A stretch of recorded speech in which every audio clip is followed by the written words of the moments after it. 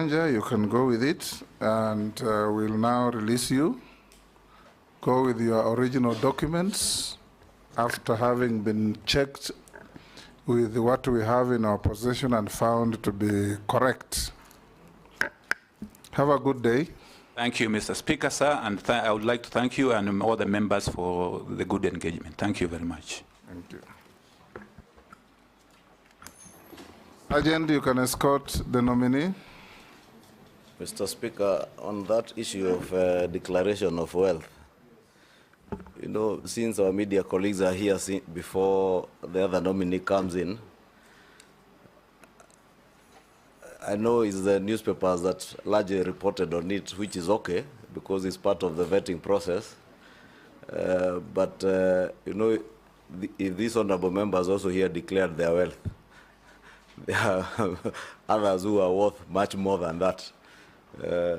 Like my friend here, Junet, I know if he was to declare his wealth, having been a member of parliament and a businessman of many years. Mr. Speaker, that is being malicious, Mr. Speaker, and he has been sent to finish me. Yeah, I don't know about you. My only concern is that you asked the candidates many incisive questions, and the question of their worth was at the tail end of every interview. And even the candidates gave very clear explanations, like Soipan said, her growth is because of the appreciation of the assets that she had. And I believe it applied to everybody. But what we see in the headlines is totally different. In fact, the Honorable Soipan said appreciation of land and a house she has acquired in Nairobi. And I think it's important for the public to also know all these cabinet secretaries once appointed into office, just like members of parliament, access mortgage facilities to buy property in Nairobi if you didn't have one. Soipan has also been a member of parliament for 3 terms. So it's fair because maybe next time it will be, these members here will be here being vetted to appreciate that Honorable Mary Amase has been a member of parliament for 3 terms. Whatever she is worth, and she also has other consultancy she does and other businesses. What about me 6 terms? We will only question what you will own if you are to declare here. Mr. Speaker, on the same breath, even Honorable Soipan went ahead and declared even the loans. And if you look at her declaration, she has a loan of 49 million shillings, which is not yet paid and removed from the net worth. So we need to be sensitive on some of these. Speaker, Yes, Chairman. Honorable Speaker, I just said I think it's also important for members of the media to understand that the fact that you own properties or your net worth is high is not a disqualification, or it does not make you unsuitable. And the fact that you declare your wealth is not for use now, but for use in future.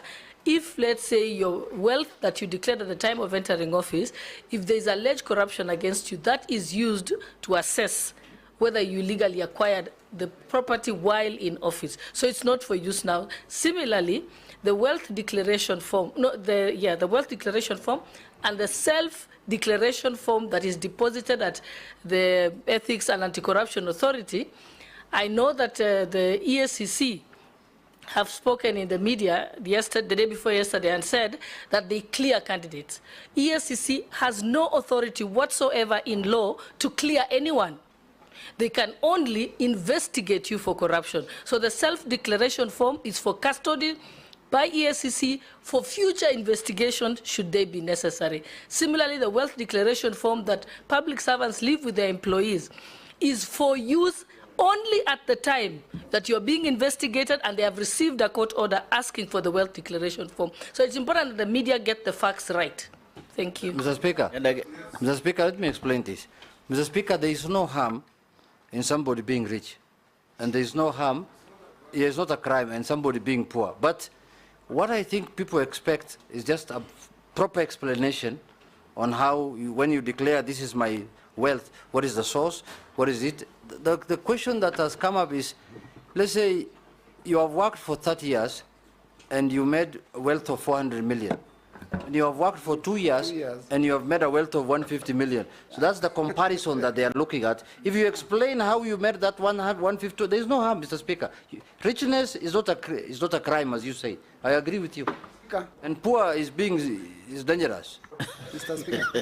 Yeah, thank you, Mr. Speaker. You know, this is not even new.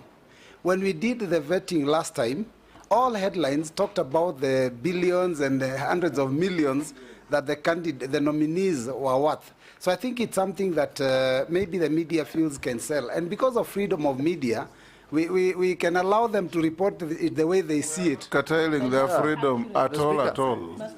Mr. Speaker, I'm aware that Ishungwa is worth 5 billion as of now. Why are you understating him? No, Honorable Speaker, I was wondering why he's understating. Why are you understating him? Can we break for 10 minutes?